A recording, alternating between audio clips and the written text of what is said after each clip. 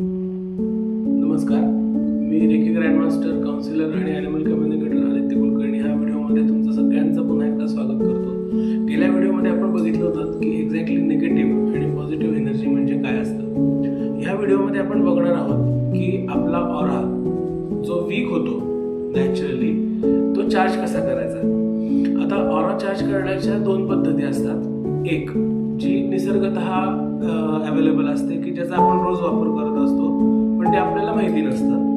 आणि दुसरी पद्धत जी आहे की ज्या लोकांची निगेटिव्हिटी ऑरामधली ही प्रमाणापेक्षा जास्त आहे किंवा ॲबनॉर्मल आहे तर त्यांच्यासाठी आपण काय करतो.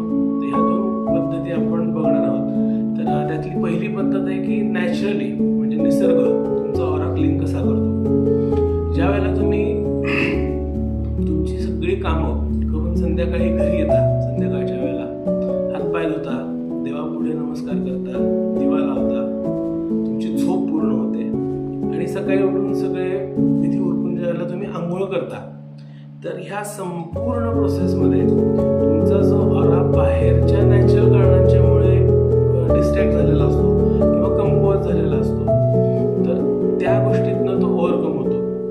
आता काही पद्धतीमध्ये आपल्या पूर्वजांनी सांगून ठेवलेलं आहे की आंघोळ करताना पाण्यामध्ये थोडंसं मीठ घालावं.